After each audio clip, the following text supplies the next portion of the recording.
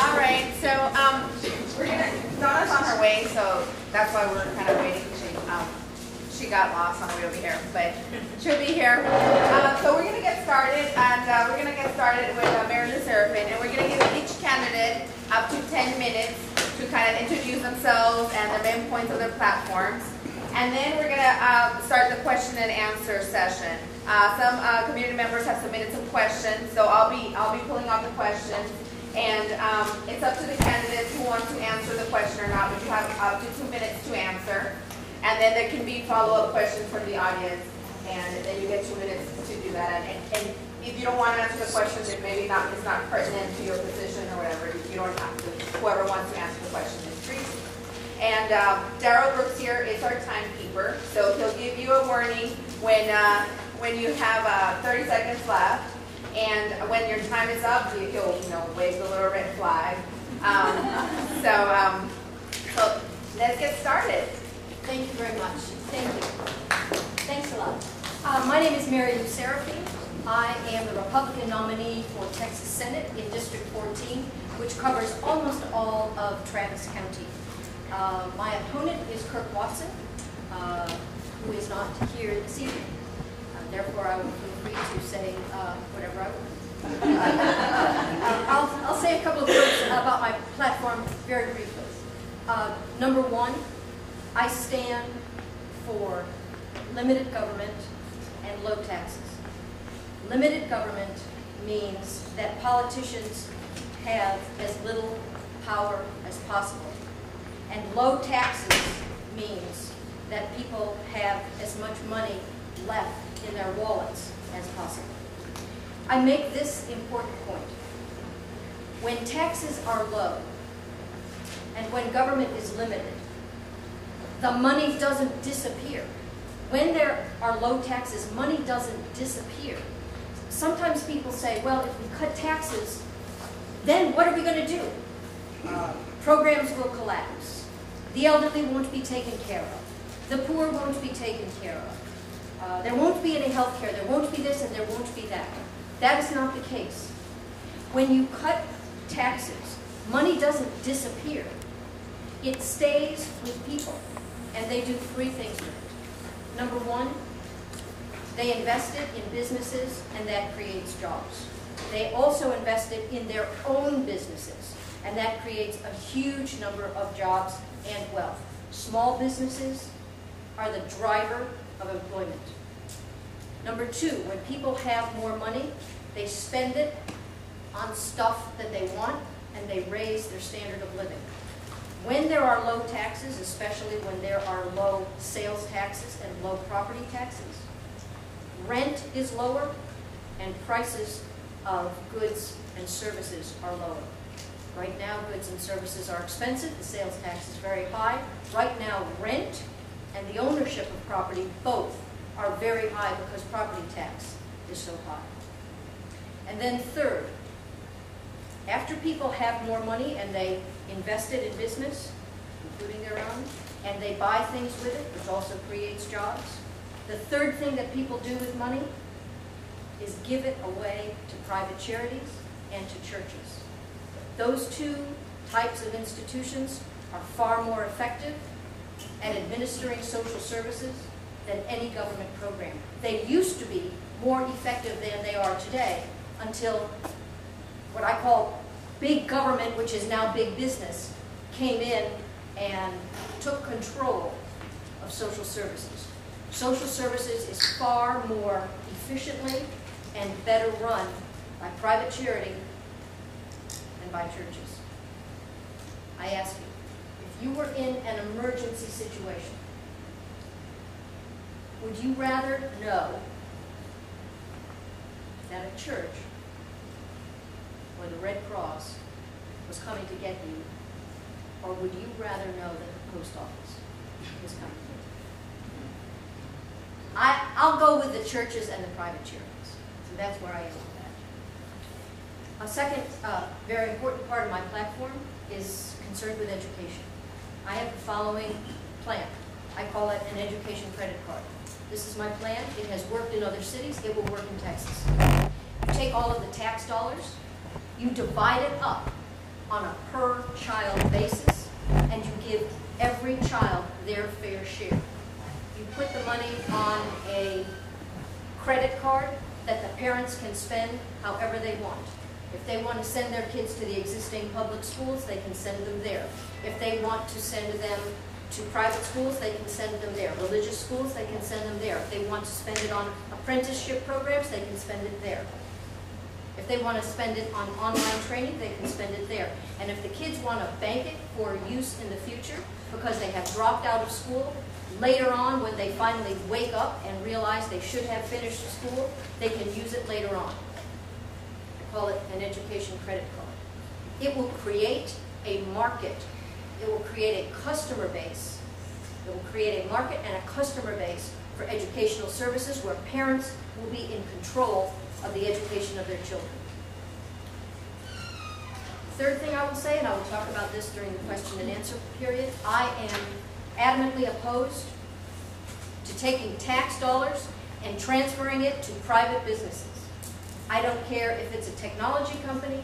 I don't care if it's a racetrack. I don't care what it is. I am not in favor of taking taxpayer money, which is very precious to people, and transferring it to private businesses.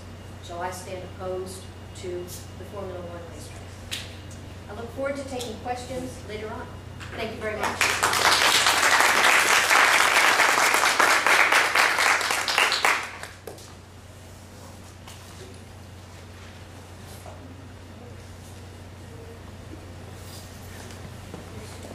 Not Bill White, as you can see, but it is my honor and my pleasure to be here on his behalf to speak about his campaign and how much he cares about Texas. I will say that I do work in the education field. However, I'm here as a citizen and I'm here as a voter. And I just want to set some or share with you a few things about Bill White in his platform. First of all, he very much cares about public education. And both of his parents were teachers in San Antonio, so he grew up a student of educators. He worked hard and he got a scholarship and he went to college and he has become a very successful businessman.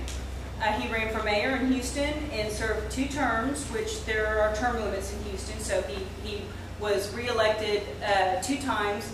One year he was elected with 86% of the vote, and the second term he was elected with 91% of the vote, which is pretty significant in any election.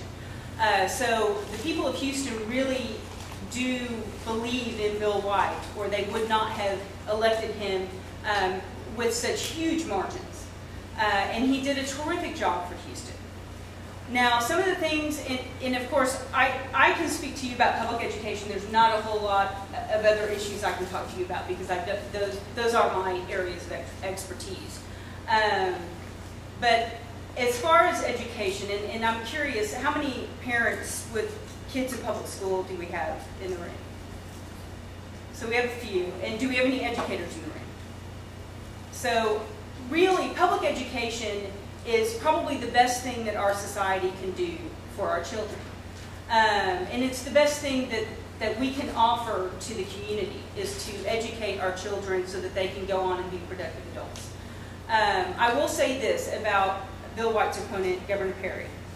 Last session, a pre-K bill was passed that would have significantly improved pre-K in public education, giving more access to more students, and Governor Perry vetoed that bill.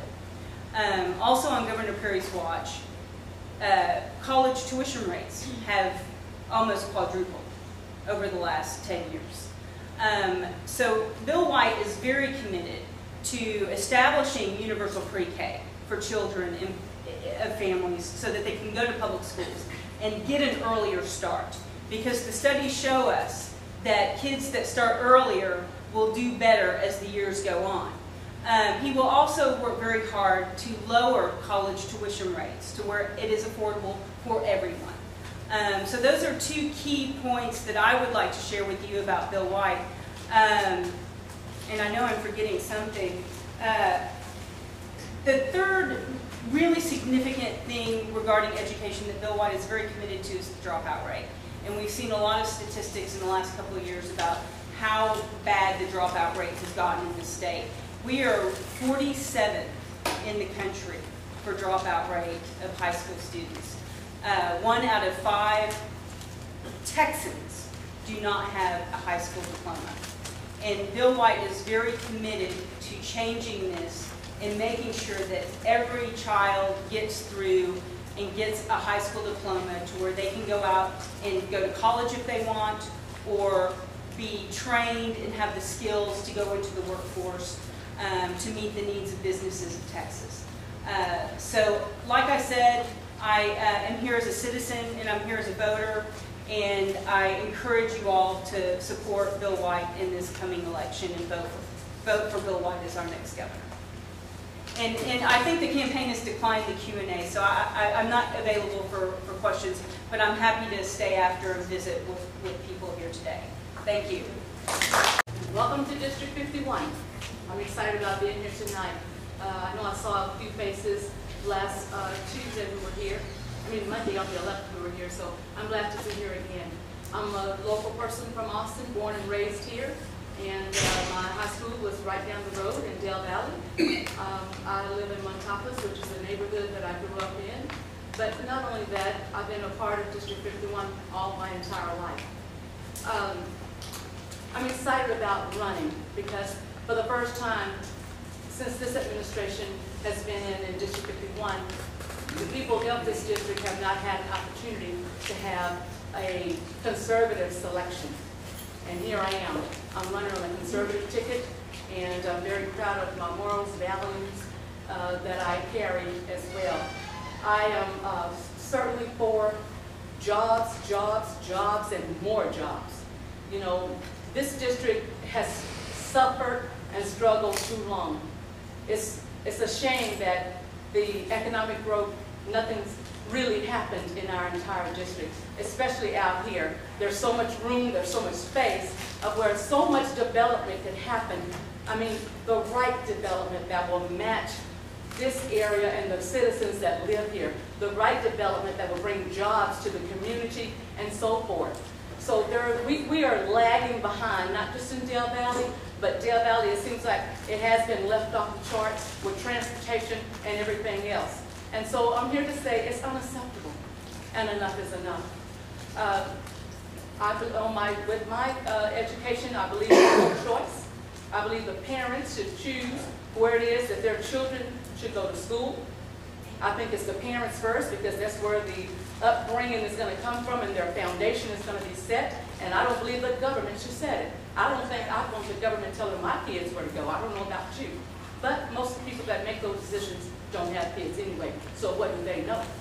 But as parents, we need to stand up and we begin to speak up for our children's rights.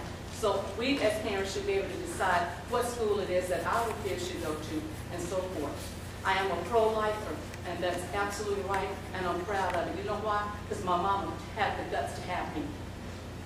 And you know what, it bothers me about other people that are not, and they don't have to be, but don't down it. You know why? Because you're here, and your mother brought you in this world. But the really thing that gets me about pro-life is because it's not necessarily a racist thing, but it's just a true fact.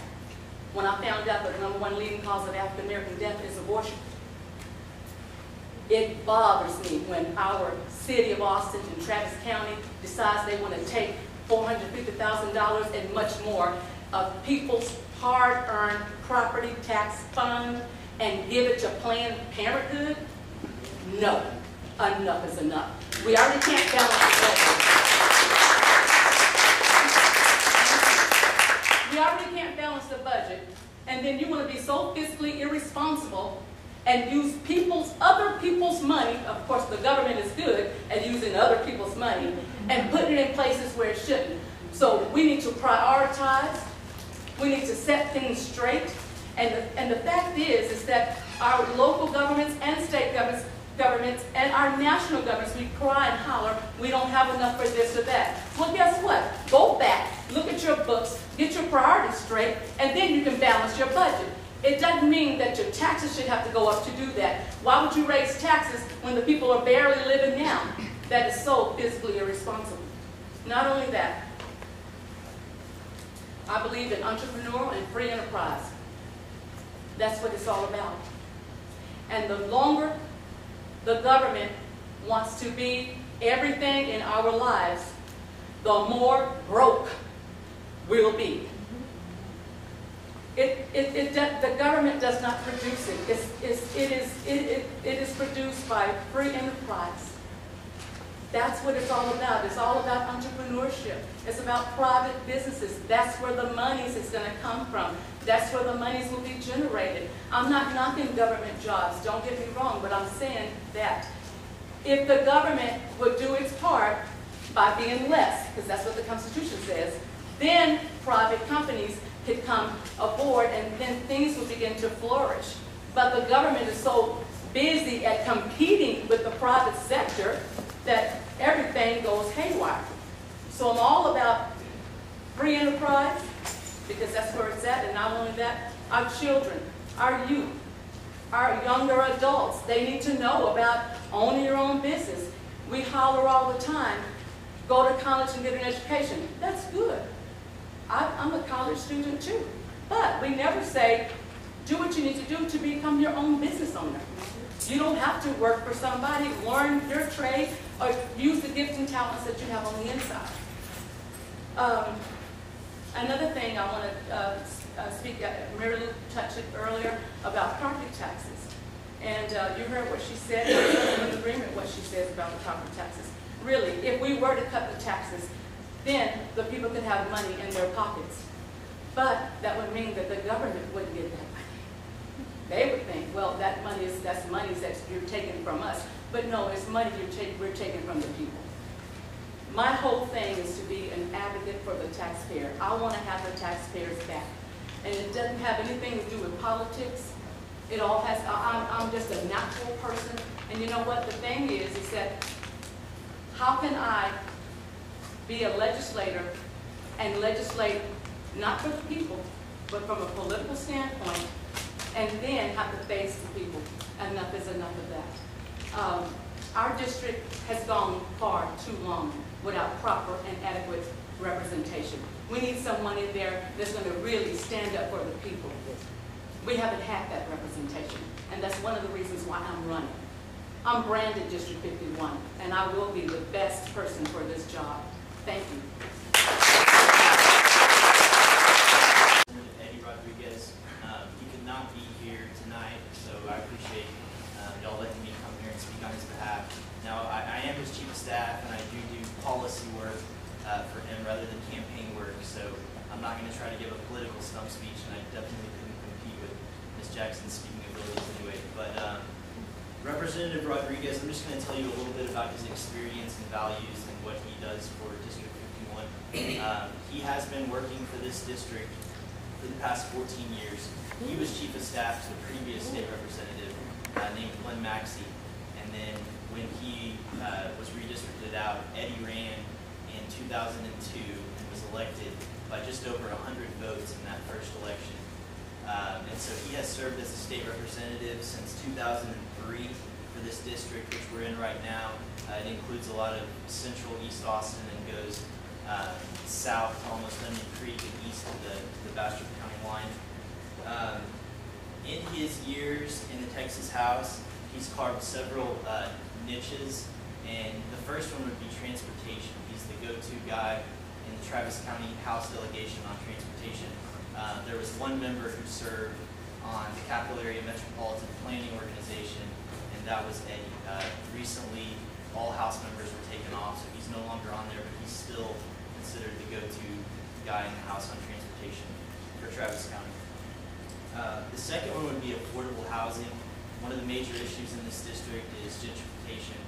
People unable to afford their property taxes, especially in Central East Austin, and being forced out of their homes. Representative Rodriguez passed the first homestead preservation district in Texas, which was designed to keep property taxes low so that families that had lived in the area for a long time could keep their homes. The other one would be green energy. He is on the committee in the House on technology, economic development, and workforce. So he does a lot of work, and he has filed a lot of legislation around promoting green energy in Texas. That's a big issue for him. He also, during this interim, was appointed as vice chair for the Select Committee on Transportation Funding. As many of you have read in the paper, Texas is in a huge budget deficit. The number keeps going up. The last I heard, it was about $21 billion. So finding money for anything right now is really tough, and especially transportation. As TxDOT said over a year ago, they have no money for new roads, and unless they're going to be told. So Representative Rodriguez is looking at some innovative ways to find funding in the next session to solve some of our transportation problems.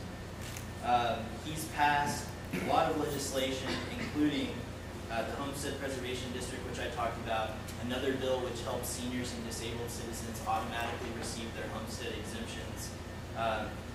He passed a bill to make Texas a participant in the National School Breakfast Program to help children who can't afford breakfast. He's a member of the Mexican American Legislative Caucus, the Legislative Study Group, which studies every bill that makes it to the floor of the House and makes a recommendation. He's a member of the Clean Energy Caucus and the Women's Health Caucus. He's also the board chair of Austin Pets Alive, which is a great organization that saves dogs and cats that would otherwise be euthanized at the Town Lake Humane Society and helps find homes for them. He's on the board of the Zachary Scott Theater, and he's a member of the Alliance for Public Transportation, which helps find innovative solutions to our public transportation needs here in Travis County. He could not be here tonight, as I said, but he does want to ask for your vote personally. He will be having an event on October the 28th from 5:30 to 7:30 at Will Heights Barbecue in Creedmoor. And although this organization does not make endorsements, Manager offered to send that information out through the listserv just to let you all know if you want to come out and meet Representative Rodriguez, and so he can ask for your vote personally. Thank you. I'm Dr. Fred McGee, and I am here to represent Representative Lloyd Doggett. I am also the Precinct 407 chair for the Travis County Democratic Party, and this is our precinct location. So I'm very delighted to see this many people here at the South World Community Center. Thank you very much to the coalition for extending the invitation. Let me tell you a little bit about me and my relationship with Representative Doggett. I've been in Austinite for 15 years. For almost all of that time, Lloyd Doggett has been my representative. After redistricting, that changed. At the time, I was a resident of Martin Hills. But it was about that time that I decided to move to the Montopolis neighborhood. In the southern portions of the neighborhood, and I've been a resident of that neighborhood now for over 5 years. So I have been extremely satisfied over my time with Representative Doggett's representation, and I'm delighted and honored to be here. I won't be able to answer questions either, but I am delighted after the formal events are over to interact with you. Damas y caballeros, yo soy el Dr. Fred McGee. Estoy aquí para representar a Lloyd Doggett. Meine Damen und Herren, ich heiße Fred McGee. Ich bin hier zu Lloyd Doggett zu repräsentieren. Es ist eine Ehre und eine Freude, hier zu sein, und ich möchte auf Spanisch oder auf Deutsch mich vorstellen. Und ich kann eure Fragen nicht antworten, aber später hoffentlich können wir miteinander reden. Now, I've been given a script to read by the campaign. I'm happy to do that. I have 10 minutes. I don't think I'll be using all the 10 minutes. Maybe I can do some filler if there's some time left. So here we go. Lloyd believes this election is about 4 main issues: education, jobs, standing up to Wall Street, and retirement security. And remember, we're talking here at the federal level. The choice among the candidates could not be clearer. On education, he authored $14 billion tax cut so folks can go to ACC and have their tuition and books largely covered. He's working to make this tax cut worth up to $2,500 per year permanent. It could be used at other colleges too. Lloyd also authored an amendment to ensure federal aid goes to Del Valle schools, not Governor Perry. He authored this provision because of what happened with funds Congress provided last year to Texas schools.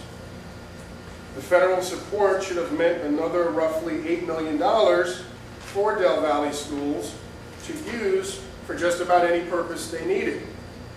Unfortunately, that $8 million never got here because the state of Texas diverted it in a total of $3.2 billion in federal education aid to other non-educational purposes.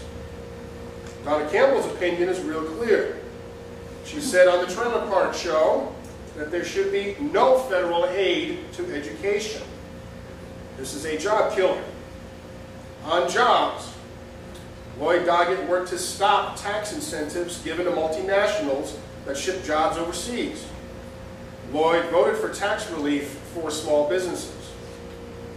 Lloyd has stood up to Wall Street. He voted against all of the Wall Street bailouts. Against. But Donna wants to repeal all the Wall Street regulations. Lloyd supports restrictions on mortgage brokers and thinks the stronger rules ought not to be repealed. Now today, Donna filed a report showing who gave her money. And guess who the big bankers PAC is supporting? Donna Campbell. They gave her a check and she cashed it. On retirement security, Lloyd's strong record is 100% in line with the AARP agenda, and it recognized him with the National Medicare Leadership Award. But Donna Campbell wants to privatize Social Security. We don't need to give our Social Security checks to Wall Street. Thanks, but no thanks. Lloyd Doggett has been endorsed by many folks, but the endorsement that matters is yours. Please visit www.votedoggett.com. We need your help. Voting begins on Monday. Early voting.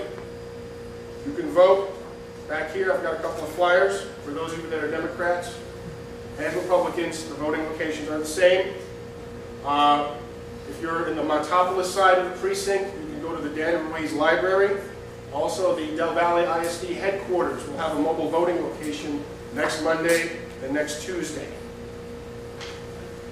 Lloyd has been to Del Valle before. He's been here many times. He's spoken at convocations for the staff of Del Valle ISD. It was a Popham Elementary which received an exemplary rating to meet with students and teachers last year. This is a representative that is accessible and that listens to the people. He was again chosen by the Austin Chronicle as the best elected official. This is not the first time that he's been recognized by the Chronicle for this achievement. And last but not least, I'm also a veteran, a disabled veteran. And I'm proud to say that Representative Doggett has been endorsed by the Veterans of Foreign Wars, the VFW. Thank you very much for your kind attention. I think that Mr. Doggett should let me speak for myself. However, let me introduce myself to you. Those of you who may not know me, I am Dr. Donna Campbell, and I am running for the United States Congress. I'm a wife, a mother, I'm an emergency room doctor, and I'm a woman of faith. I'm not a polished politician. I'm a regular citizen, if you will, who works. Just did a 48-hour stretch 2 days ago in the emergency room with my broken foot. And I wish there was a good story for that, but there's just not. You know, this election is important because I see our country dividing upon issues that are polarized, people pulling out, making, just not coming together united. What is something common, a common theme that you did hear? Is that I don't want big government.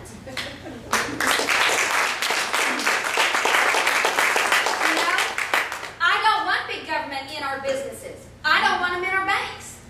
Standards are fine, but have burdensome regulations. Guess who the bill that this Financial Reform Act, guess, you know, the number of additional bells and whistles now that's been put on that the regulations now for banks, that's going to cost. And who's really going to pay for that? That's right. Do you think a business of any kind, banks or anything, can stay in business?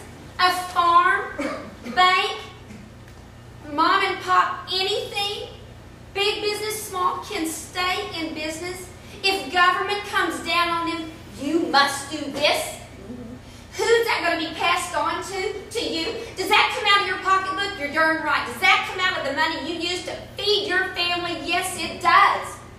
Government needs to get out of the way. Government needs to get out of the way of physicians and let them practice how they do best, not government having a wedge between the doctor and the patient. I'll tell you what, if that doesn't, we don't repeal that, if this, our medical, and we've got the best health care in the world, we will end up practicing not by medical degree, but by governmental decree. Is that what you want in your health care? No. That's exactly right. Didn't you want a choice? You tell me. I think it is a contemptuous conflict of interest when we have a congressional body primarily made up of lawyers, and I've got some good friends that are. But if you've got a body that refuses to look at, for instance, tort reform, when we know it works in Texas to bring doctors back into Texas, there's something wrong with that.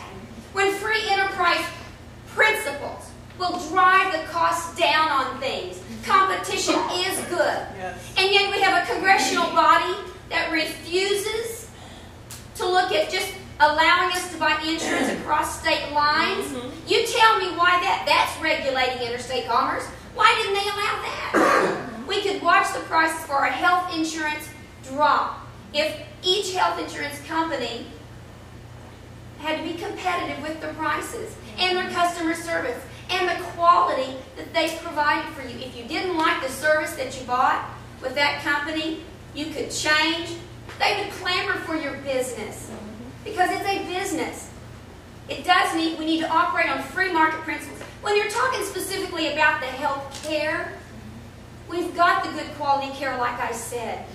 And I volunteered in Ghana, West Africa, every year from 93 to 2000, because I'm boarded in ophthalmology. I'm also boarded by the AAPS. There are two boards for emergency medicine. One is the American College of Emergency Physicians, and another one is the American Association of Physician Specialists. I'm boarded in that group in emergency medicine. But as ophthalmology, I went to Ghana, and I practiced third world medicine, or in a third world medicine environment. People are blind there. They're blinded by cataracts primarily. That was a very enriching volunteer service. Let me tell you something. You don't want to do anything that decreases the quality of your health care. Inside the hospital where we practice, we've got core measures and a lot of standards that we use. We monitor ourselves and other agencies to help make sure we have good quality. But government needs to get out of that. Government needs to get out of our farms, our ranches. Standards are fine, but government has gotten too big, and businesses need to do what businesses do best, not try to make their company or spend time arranging things around a tax system. We need a simplified tax code. Businesses need to do what they do best, and that is produce. The government's gotten too big. The government is there to help us with our national security, and I feel that is faltering. Our walls are weaker than they were. We must have a strong national defense. We've got to strengthen our economy. We do have to create jobs in Texas. We must stop the outrageous spending. And he did vote for the stimulus plan. You know, and so we've really got to look at the voting record of the candidate. I don't have one to stand on. I am running this time for a cause. I'm not running for a career. My opponent is running for his career. And I would say the career, the race of his life. Because I believe this nation has to be restored. And this election is about uniting us. Is that right, Jim? We have to be united. Whatever candidate, our goal is to restore America, not divide it, not grow government. Right. Let's grow economy. Let's grow our communities to enrich them from the inside to the out. I mean, out. You know, I'm not a polished politician, but I'll tell you what. I'm a concerned citizen. I've got a 4.5-year-old daughter, and I want her to have the same opportunities that I had. I came from humble beginnings. I mean, our presents were with green stamps. And I had wonderful, wonderful parents. I want my daughter to have the same opportunity to be what she wants to be. Not the government deciding what you can be and what you can't. And I do not approve of the agenda that is starting from the top. I want to be the kind of statesman that helps you empower yourself. You have control of your schools, of your businesses, and what happens in your families. I do ask for your support. And that comes on November the 2nd, and I appreciate it. Please visit my website, just drdonnaforcongress.com. Thank you very much.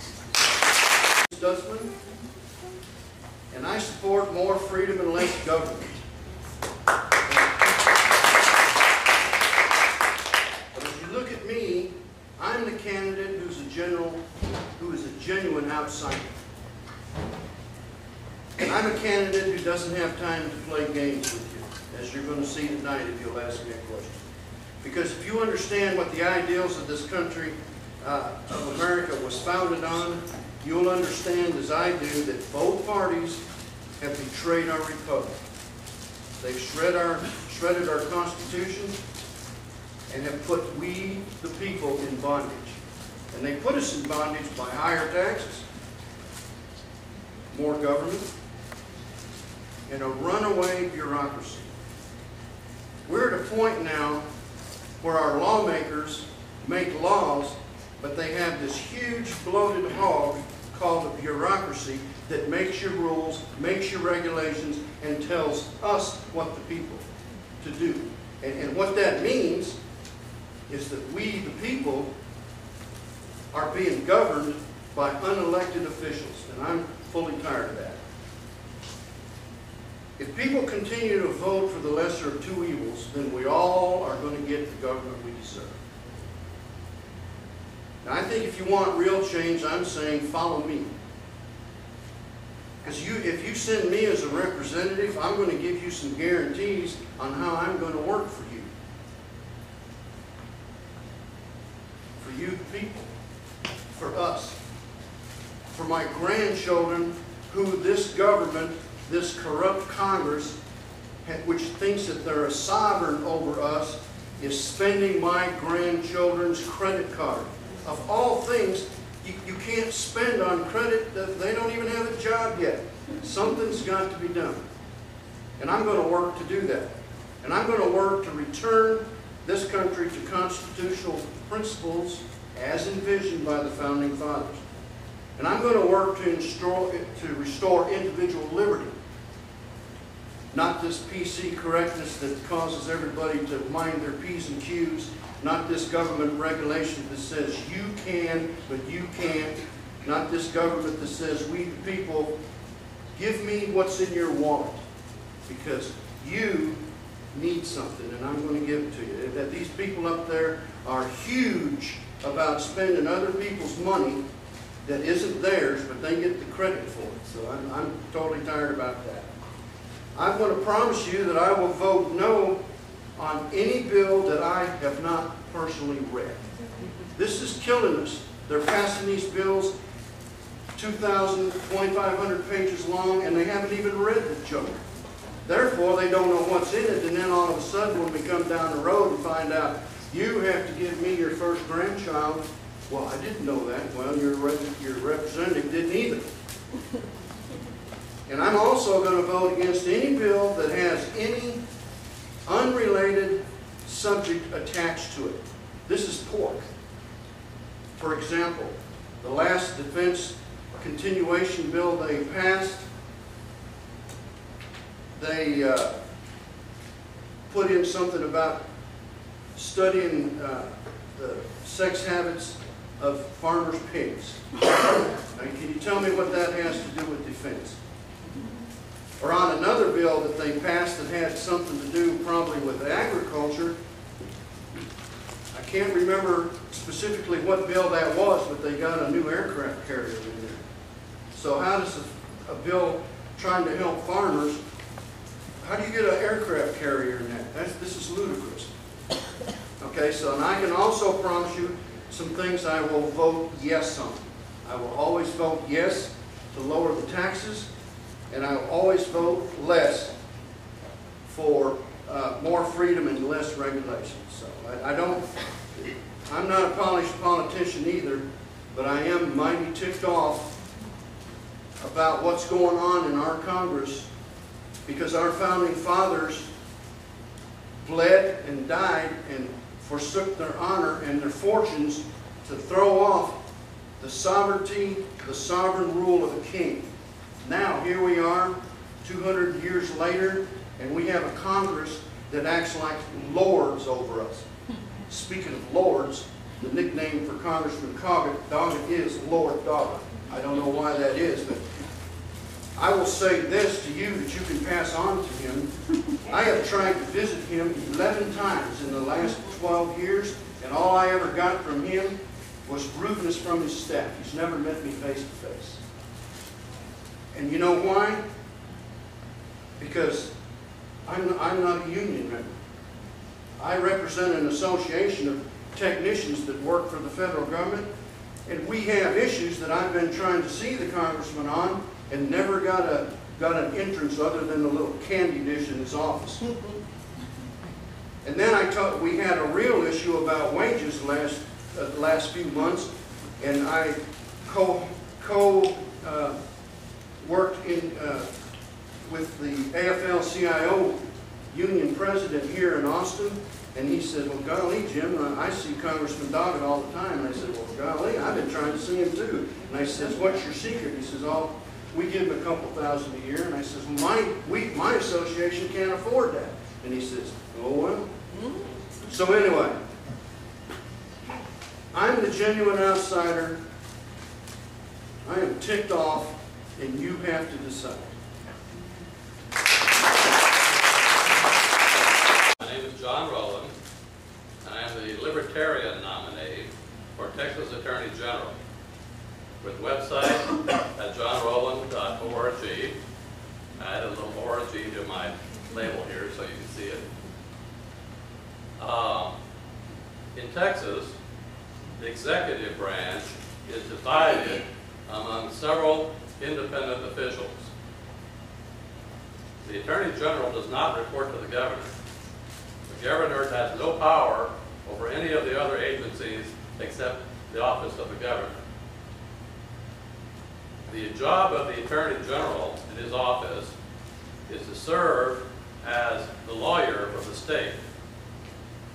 We go to court to represent the state, and we give advice to other state agencies in the form of Attorney General opinions, which have come over time, although they have no constitutional status, to have the effect of court rulings that are treated as binding by the various agencies. Now, my background is not that of a lawyer. I'm a legal historian, which is better than a lawyer. My professional career has been that of a computer professional. My degree is in mathematics from the University of Chicago. I served as an Air Force officer, honorably discharged. Then I spent a couple of years in Washington working for various causes and getting to know Congress intimately. I volunteered as a kind of independent lobbyist and learned how the Congress works from the inside. And one of the things that I did while I was there is review legislation. The members of Congress, even then, had to spend most of their time raising money to win the next election. Most of their staff members didn't understand the legislation that he was supposed to vote on. And so the lobbyist became the principal expert advisor to members of Congress, and often on subjects quite different from what they're paid to be there to do. They get access by helping members on their favorite subjects. Now, in my campaign, I have several key issues. The main one that I've been emphasizing is local public corruption. It is far more serious and more pervasive and more entrenched than most people realize. In fact, it has become so entrenched that many people simply take it for granted. It's the normal way of doing things. You consider it normal, for example, that contracts, when they're sent out for proposals, are written so that only somebody's brother-in-law can qualify. This is the kind of thing that goes on all the time. But now we have a new kind of corruption. Of course, not really completely new. It's been going on for decades, but now it's becoming especially serious. What's happening in Mexico is spreading to the United States. Plata o plomo.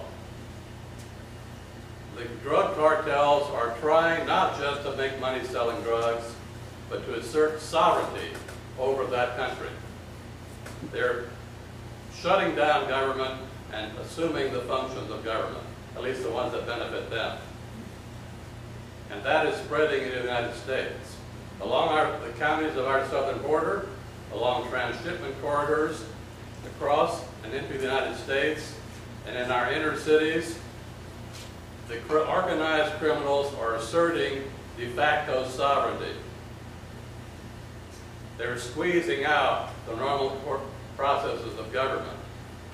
And that becomes a critical area for attention by the Texas Attorney General. And I tell you that my opponents, the Republican and Democrat alike, are mostly blithely unaware of the seriousness of this problem. They even contribute to it. One of the functions of the Attorney General is to engage in such cases as the termination of parental rights, juvenile detention, and restraining orders. Why do they do that? Why is it left to local government? Well, that's because the federal government provides money for those things. When a child is removed from his parents, there's about $35,000 to $50,000 that's being split up between lawyers, social workers, medical workers, and even the judge. And the Texas Attorney General's office is dumping a lot of those cases preferentially in one county, Williamson County, just to the north of Austin, where they rubber stamp them. What typically happens is that the state or the county will get a big hunk of money at the beginning of the fiscal year. They'll spend the money, and by the time at the end of the fiscal year, they're starting to look for cases that they can take on to justify the expenditures. So they go out looking for kids to take away from their parents, whether the parents are bad or not. I've had people tell me that they are afraid to run, especially for judicial positions at the local level, because they're afraid of retaliation. And a couple of them even said they're concerned that their kids will be taken away from them if they run against the incumbents. That's how bad it's gotten. So, as Attorney General, what I would be doing is opening grand juries to complaints from private citizens. Right now, in almost every jurisdiction, if you as an ordinary citizen want to go to your grand jury, how do you do it? First of all, you're going to have trouble finding out who the grand jury is. If you try to bring a complaint to them, the chances are the DA is going to say, wait a minute, you can't just go in and talk directly to the grand jury. You have to file your complaint with us, and we'll take it to the grand jury. Of course, lots of that. There's also a problem that in many, especially urban jurisdictions, the grand jury gets less than 10 minutes to decide each case, generally criminal cases. They dump a whole bunch of indictments on them, and they wind up just rubber stamping them because that's all they had time to do. Grand juries are supposed to be able to investigate public problems, not just handle indictments. And they're supposed to be open to the general public. Well, as Attorney General, I would open grand juries to the general public. I would make sure that grand juries are selected at random and aren't just cronies of the judge or the sheriff. And I would make sure that if the DA did not do his job as response to what the grand jury found, that a special prosecutor would be appointed to carry that ball. So these are some of the kinds of things that I would be doing as Attorney General. One of the things I would not be doing is what was done in the last round of redistricting, where the Attorney General defended the Republican plan for redistricting of Congress. I appeared as an intervener. That is a third party to litigation. It was not associated with one of the other parties. There were a bunch of Republicans, parties, there were a bunch of Democrat parties, each of them jockeying to get his favorite map. Then I came in as an intervener to propose an independent, statesman-like solution, which is to turn over redistricting to the computers and keep the people out of it. So this gives you some idea of what I've been up to. One last thing in my 30 seconds. I've been appearing as a witness before the State Board of Education. As a result of that, one of the things that happened is that a textbook, American government textbooks, used since 1950, that have been teaching throughout that time that it's okay to have informal amendments to the Constitution. I got that textbook changed, so it no longer teaches that. Thank you. To answer the question, you will have 2 minutes, and then the audience would then get a chance to ask questions back. And but for your response, just to keep the time reasonable, you would just have 2 minutes to respond. All right.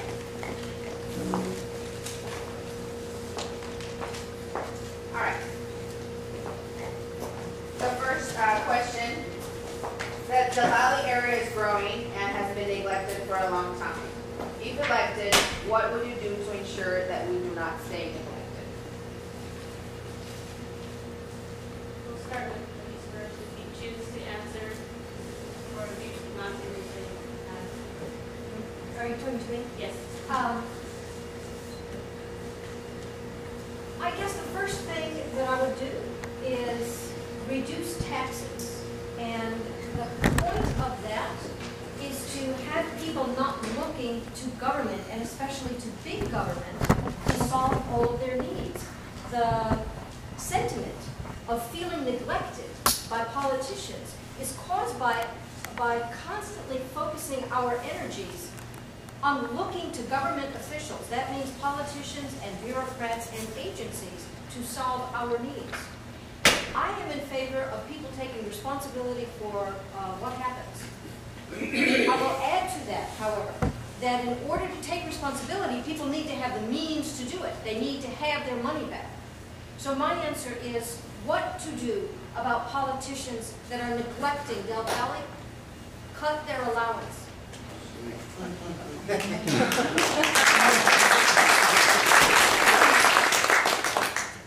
we have any questions from the audience? How would you cut their allowance? What do you mean by that? Reduce taxes. When you reduce taxes, the money will go back to the people. And I'm in favor of wealth redistribution, redistributing it from the politicians back to the people. But if people don't have the power to do that, You have to elect people who will run on a low tax platform. From what I understand, and I'm sorry I can't quote the specifics, but I understand that on the ballot there are going to be items that allow the state to possibly tax properties in Texas. And I'm hoping I'm hitting the right target here. Where would you stand on something like that? This is a written taxpayer protection pledge that I signed on television just a few nights ago. And it says that I, Mary Lou Serafine, pledge to the taxpayers of the 14th Senate District that I will oppose and vote against any and all increased taxes. That's where I stand. Sorry. I'll stand. Gives me movement from a foot. You know, if the county, our county, community, I personally feel like in Colorado, County, which is the county I'm from, our whole district has been neglected. We're lost in the sea of counties, if Colorado County, this district, let's say counties within multiple counties within the state, within multiple states within our nation. We do have to find our identity again. Empower us as individuals, our families, our communities. Agree with Mary Lou. We have to take this stand. I think it's tragic when politicians may offer rhetoric that doesn't empower us, yet provides legislation that may tie our hands. As a congresswoman, I want to know the community better, spotlight our community, Del Valley, as well as the other communities within the district. Spotlight means, yes, I visit the district. I know, so I will know what's going on. I listen. I open my door. If there's something wrong, there's a group of folks, there's something not working, I don't have all the answers. But you who are out there feeling it, know what would work better for you. Can I help? Can I help spearhead something that would help? Yes. Do I want to bring more legislation? No. But I want to be the best statesman I can.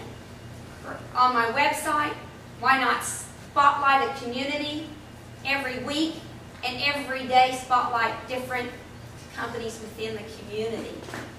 And then I come here and see them. You just have to be present. Thank you. Very capital poor community. There are not a lot of businesses out here in the first place. So when you're talking about creating more jobs, et cetera, and not paying taxes or lowering taxes, we either don't pay a lot of taxes or we don't have a great deal of capital in this area to create the things you're talking about.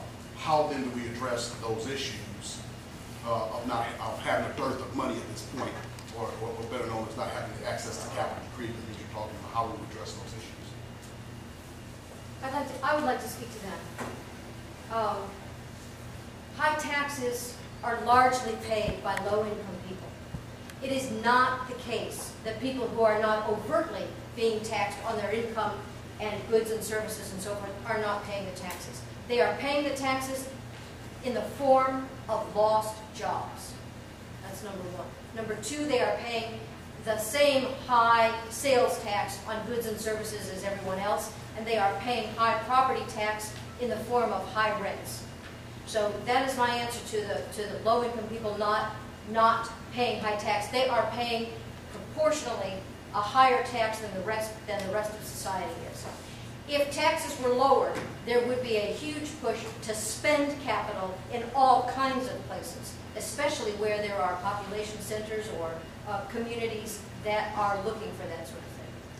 Let's get Ms. Campbell. Did you want to respond? Yes, but he hasn't gotten a chance to actually address the question. What do you want? Right. Well, the follow-up question was to you, and then it'll be his turn to address, and then do a follow-up question if anyone would like. Absolutely. Well, briefly, I think we need to simplify. What can I do from federal level? I can work with those who agree that we need some type of simplified tax code so that it taxes the shadow economy, those that are making some money but aren't paying any taxes. We have a simplified tax code, we will capture a shadow economy. We take off burdensome regulations, or reduce them on businesses, then maybe businesses can grow from within the community, and other businesses and people would be willing. If we can get rid of some of this uncertainty, then money is out there and available to help start businesses. People will be more willing to start a business. But in this environment of uncertainty, no one's willing to take money off the table and put into a business. We need to help the businesses that grow from within. How can we help you grow? Not throw money at it, but come up with some physical ways to do that. I think that's a great question. I just need to visit folks to find out about businesses. Jim? There was another follow-up question. How are we going to do that? Yeah, Let her do the follow-up, and then we'll move on and then to answer the well, question. did everyone gets the chance to answer the relevant follow-up questions to that? Yeah, we'll fix it the next round. Sorry. Yes, go ahead. Hello, Dr. Campbell. I'm glad to be able to hear you speak tonight. My question is regarding what you were doing prior to the campaign. Is it correct that you'd only been to Austin 3 or 4 times as a tourist? And is it also correct that you had never visited Bastrop or Del Valley before the campaign began? And the last part of it, have you at any point held any type of leadership position, such as the PTA or any other organization besides a time as a GOP precinct chair? You know, that's a question you want to answer. Let me tell you, I think that question is based on, am I qualified for this role? Am I qualified to run? I'm a citizen who had had enough. And in our Constitution, it says, you just have to have the right age, and I am above the age. And you have to be willing, a citizen, to represent citizens. I'm fully qualified. It doesn't matter if I've been to Europe, if anywhere I have been. Yes, I'd only been to Austin 4 times. I'm closer to Houston. The times I've been to Austin, I loved it. But that doesn't make it whether I'm qualified or not. You know why? Because I know people. I've been in service as a physician. My greatest link to serving in Congress is the fact that I serve people one at a time. I've seen them raw when they are hurting because they are sick. I can make life and death decisions. I most certainly can make decisions in Congress. I take common sense to the Congress. Bastrop, I've been there some, but nothing to speak of, just to see it. Okay, so have I visited all the places I will represent before? No.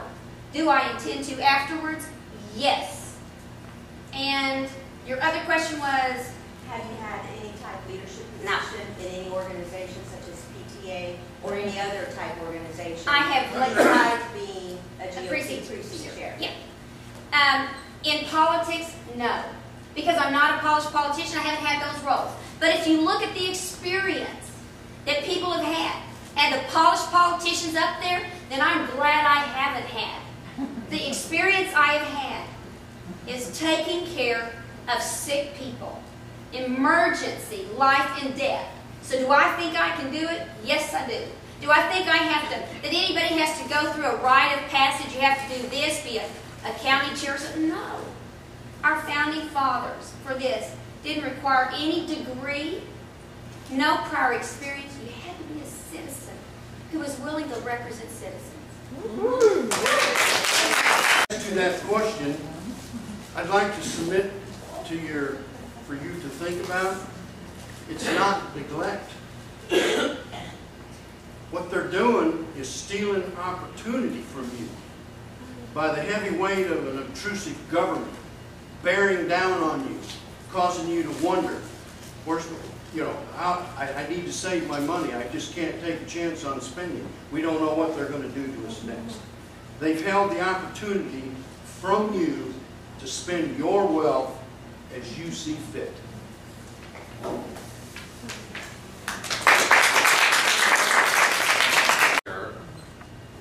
My role as legal historian has been as founder and head of an organization, the Constitution Society, with website at constitution.org. I have made it the leading reference site on everything having to do with constitutions. Everything the founders read or wrote or were written about their thinking by the people who knew them. Everything you would need to decide a court case, or to prepare a bill, or to prepare an amendment, or to do anything else having to do with constitutions, you can find at constitution.org. And a lot of that is my own work product. I've been involved in many organizations in more than 50 years of being involved in politics. I've not missed a single campaign. I've organized plenty of them. I ran for Congress myself in 72 and 74. In 74, I decided, since I said I was going to run for Congress, that I better do it. So I did it on foot from town to town, 256 miles in 2 weeks. Made local TV news, almost made national news, not quite. So I don't say since then that I'm running for public office. Because if I tried to run across the entire state of Texas for Attorney General, I think I'd have a problem. And for the education credit card, which is where the money follows the child. That's my answer. Attorney General, but because of my involvement with public education. I spent some time as a substitute teacher near Austin. And one of the main reasons I did that was to try to get some insight into the state of public education. So it was 44 years since I had been in a classroom myself, then as a student. And I'll tell you, a lot has changed. That was a real Rip Van Winkle experience. The kids today are not like we were. In those days, if any of them had done what I saw happening almost on an hour-by-hour basis, they would have been whipped. There was none of this sending them off to detention nonsense. They would have gotten paddled. And because of that, they almost never had to get the paddle. We do not have discipline, and the way that we're going to get back to students succeeding is to bring back discipline. The kids have to be there to learn. If they're not there to learn, they have to be taken out of class so they don't prevent other kids from learning. We have to establish that it is not cool to be dumb. Once we do that, a lot of things will improve.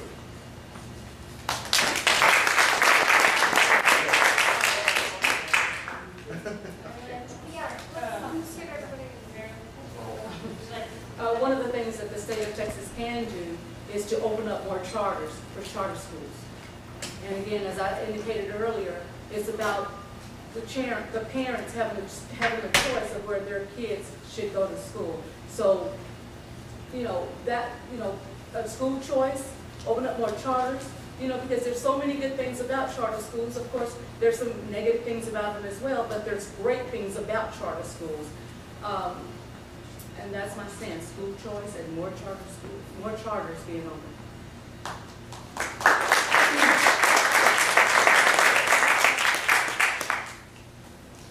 I think anything that we can do that gets control of our child's education back into the hands, closer to the child, back into the hands of teachers, our teachers and parents. Parents know what their child is lacking, what our child needs. The teachers that are astute, our astute teachers, they know what their students need.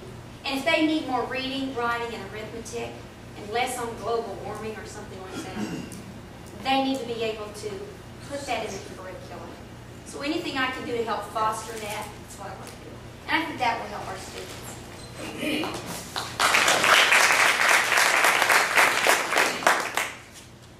Okay, the question is, what one thing could the state legislator do to ensure the success of every student? Again, I'm going to submit to you nothing. You can't legislate education and you can't legislate morals. All you can do is create opportunities for success, and you can provide an opportunity where students can come to learn in a safe place and learn reading, writing, and arithmetic. Now, Those of you that are going to get offended, you just have to wear that shoe.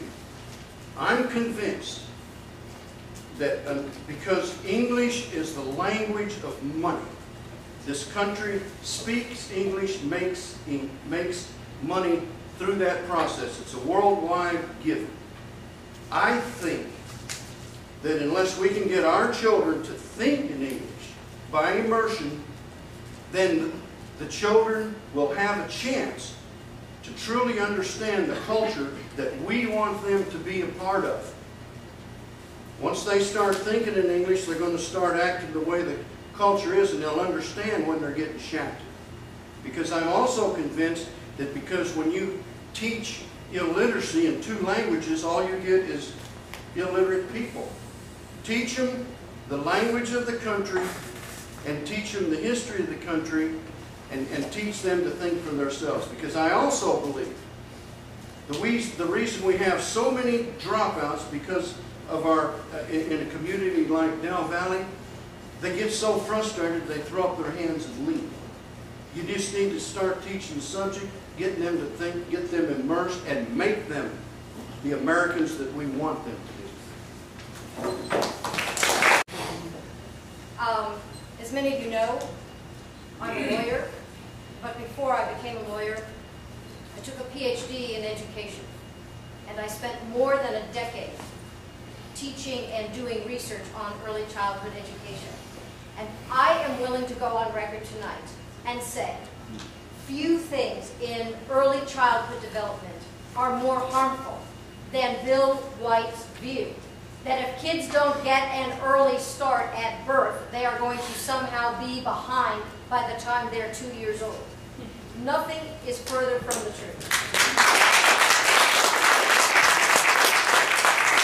The worst thing for early childhood education is to gather them all up and put them in an institution before the age of 4. Amen. I'm sitting here listening to you guys attack the public school system, and I'm a board member, and I have problems with the public school system itself. But I'm curious as to how, because I keep hearing charter schools, especially here in Texas, and their record is no better than the public school system. I'm curious to how we would then give the money to the parent when we don't have enough, even if you did decide everybody wanted to go to charter schools or religious schools or whatever, how then would we then implement that in a way that we don't have enough charter schools to actually do that, if that were the case? And then what would be the oversight of that process? Because right now we have TEA supposedly and some other bodies, but how then will we oversee the charters, which are right now not controlled by these bodies? So the answer is that first of all, new schools would have to crop up. New charters, new private schools, all kinds of new educational opportunities will crop up. The system is not going to stay the same as it is right now, and that's exactly what we need. That is the purpose of it. And number 2, the credit, so to speak, on the credit card, the parents would allocate it to a school, and the school would then get the funding from the state government. And also the state government would obviously have to provide oversight. A few kids, private schools, is going to solve the overarching problem. Instead of creating a few private schools to help some students, he thinks that we should address the overall problem and fix our existing public schools, since the majority of our children are going to be going to public schools anyway. We need to find a more equitable formula for school finance, and especially one that gives its fair share to rural school districts like the one here in Del Valley. Would anybody else like to respond to follow-up questions?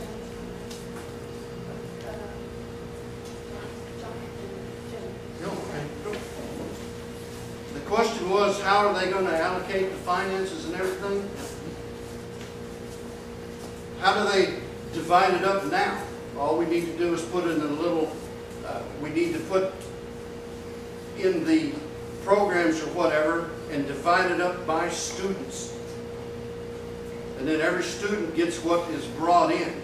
And then I also think that that would eliminate this Robin Hood junk that's going on. Everybody gets the money. Then if you had a registered student, because the student records should be in a database somewhere. Then the Del Valley School District has so many students, then there's their budget. And by student, if that student goes to another school, then the money follows them. And therefore, this should create competition so that if your child is getting a good education, then those are the schools, this is a magnet that's going to draw your child to the school. If the child goes to a school where he gets beat up, intimidated, and made fun of all the time, then the parents would have a right to take that child out of the environment because it's not safe, it's not conducive to learning, and then those kind of schools should just die. Because it's you people, it's your schools, it's not government schools.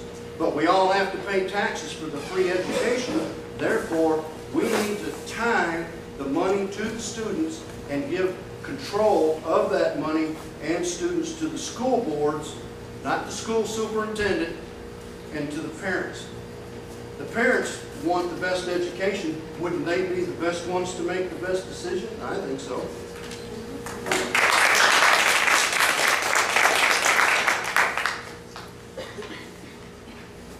My grandfather taught public school back at the age of the one-room schoolhouse. He made the transition to our modern system of organizing kids by age in the classes. I once asked him about that transition, and he said he was concerned that the kids, when they're grouped together by age, were too much under the influence of kids their own age and not enough under the influence of adults.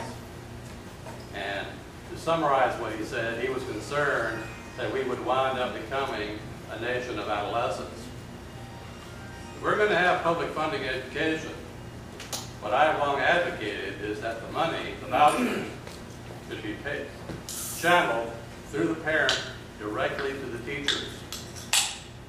They hire the teachers on a course-by-course basis. The teachers rent classrooms and facilities from the school, and they get to decide how much of that money is going to go to things like administration and overhead. That's the only way you're really going to bring it back, and the parents having this direct contact with the teachers, so they're picking the teachers. And then one of the things we need to be doing too, the method of education my grandfather was using was developed by a guy named Joseph Lancaster in 1798, the Lancasterian system. And Constitution.org, you can find out more about that. He could educate, one schoolmaster could educate 1,000 kids. And the way he did it, he put the more advanced students to work teaching the less advanced ones. He had them organized in a pyramid. The more advanced teaching, the less advanced. That system needs to be brought back.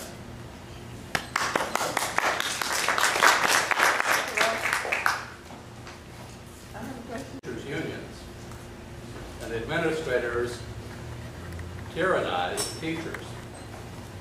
They had a little code system they could send to the teacher's next school letter of recommendation that told the next administrator that they were a troublemaker so they wouldn't get hired. All right?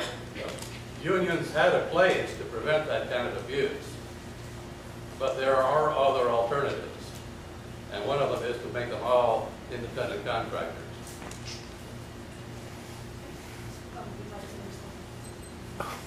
Okay, I guess not. So, what are your thoughts on it, and how do you think it will benefit or hurt the community?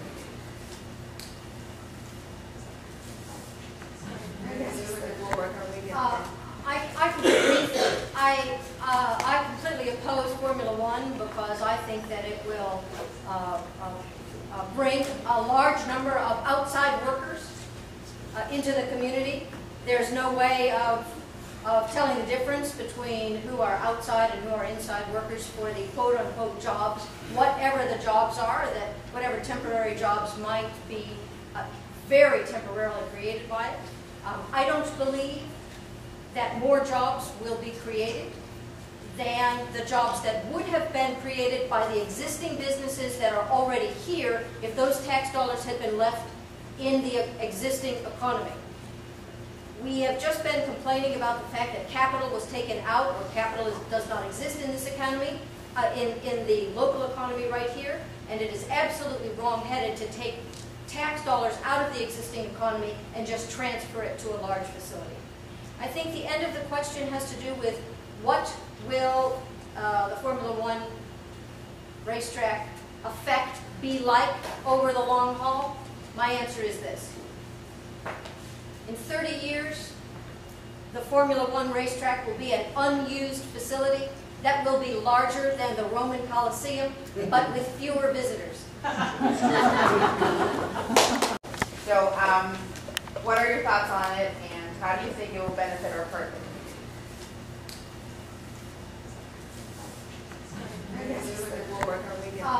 I can agree that I completely oppose Formula One because I think that it will bring a large number of outside workers into the community. There's no way of telling the difference between who are outside and who are inside workers for the quote-unquote jobs, whatever the jobs are, that whatever temporary jobs might be very temporarily created by it. I don't believe that more jobs will be created than the jobs that would have been created by the existing businesses that are already here if those tax dollars had been left in the existing economy. We have just been complaining about the fact that capital was taken out, or capital does not exist in this economy, in the local economy right here, and it is absolutely wrong-headed to take tax dollars out of the existing economy and just transfer it to a large facility.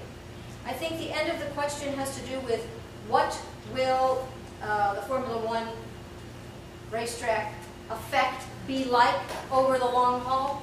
My answer is this. In 30 years, the Formula One racetrack will be an unused facility that will be larger than the Roman Colosseum, but with fewer visitors. That, you know, our state government has put this in place. So unfortunately, you know, we didn't have a choice in it as citizens. But now that it's going to be coming here, we have to make the best of what it is. And I've spoken to the person that represents Formula One, and one of the things is that I want to make sure that people in District 51 can get jobs at this particular facility. But not only that, I believe that once Formula One comes, it's going to bring other development here. And I think that one of the things that we've been looking for is, you know, more jobs, more development, more things to happen in this arena, in this area. And I believe that that's what's going to happen. I know I've seen some other plans with other different developments coming, and I think it's really awesome because we need jobs. The people need jobs here, but at the same time, I'm not saying that we need companies here that don't match who Texas is. I mean, I'm certainly not advocating for some form of a gambling casino. That's not it. But the thing is that I believe that Formula One is going to provide jobs for the people in this community.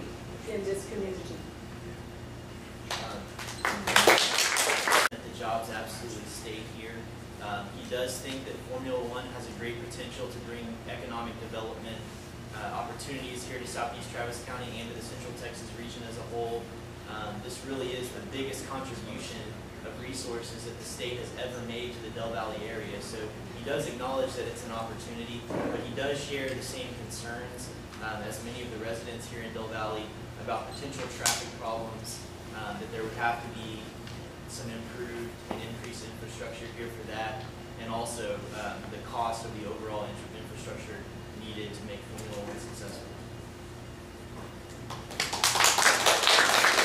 Federal position, but I don't like taxpayer money funding something that's not absolutely necessary, especially at this time when we've got to stop the outrageous spending. The community, I'm all for building a community from inside out, if you will, and having a robust economy. Just having something drop down, if the community wants it, that's one thing, but if they don't, no one should have the power to come in and decide, we're going to put this here. So it should be what the community wants for their community. It's all about empowering a community and letting tax dollars, your hard-earned money, go for things that are needed.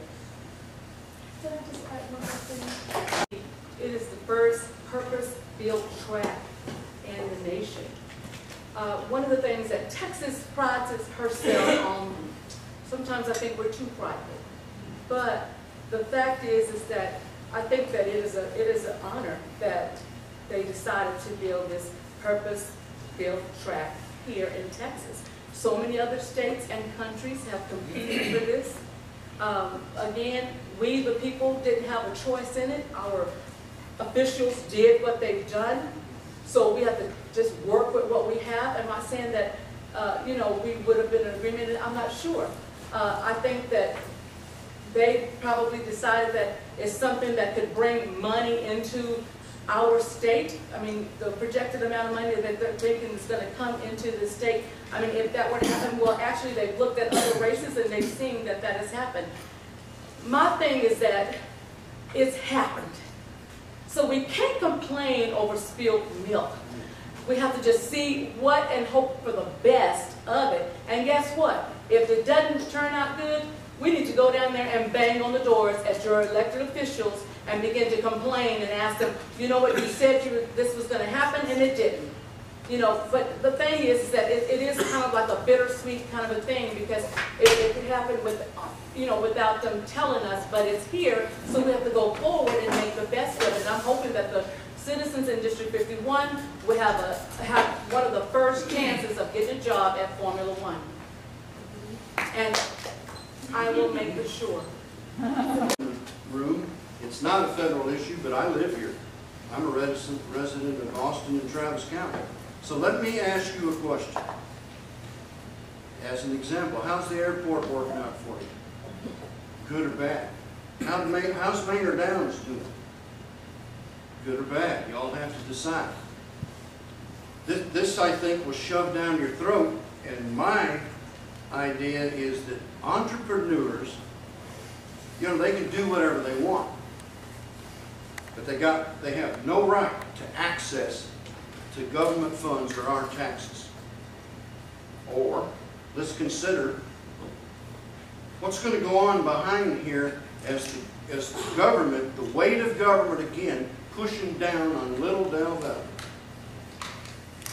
Anybody concerned about some eminent domain abuses that might come out of this and stuff? Anybody concerned about the idea that like this was shoved in your ear?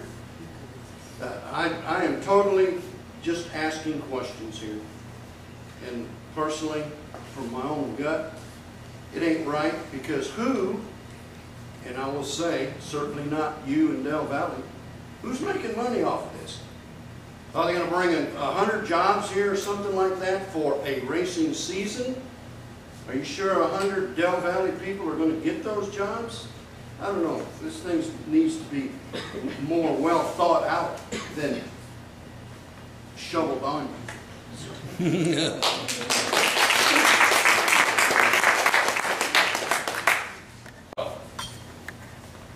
They basically just redistribute it.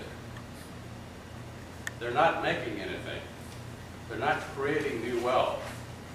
It's a transitory experience for some people. They experience it, they leave their money behind, and who gets the money?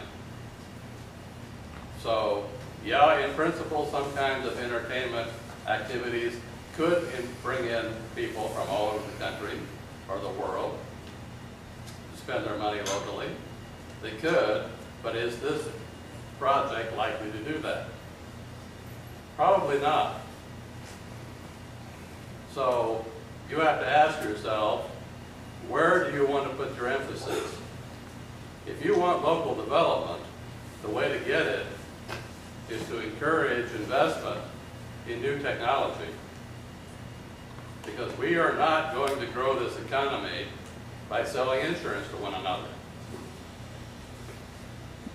And if the attorney generals of this country, including our own, have their way and get the lending institutions to declare a moratorium on foreclosures, which sounds like a very cool thing to do for many people, it may trigger the collapse of the world economy.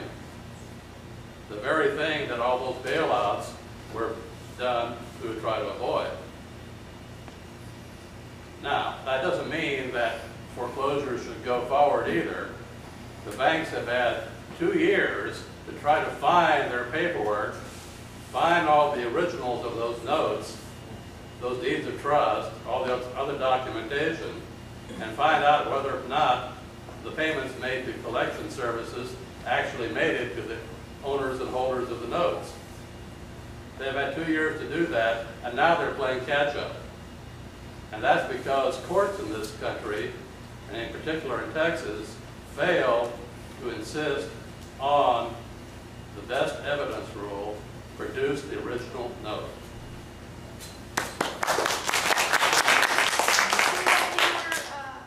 And I have a really hard time believing that $300 million tax dollars coming into the city will not help us because it's coming from outside people. And so, and as for worrying about like whether it's going to develop jobs here or bring them from outside, I mean, we live in Silicon Hills. I mean, we're mixing Silicon Hills because we're technology firms. And, I mean, I'd argue 95% of those jobs will be outsourced from outside in. So I don't know if this is going to be any different.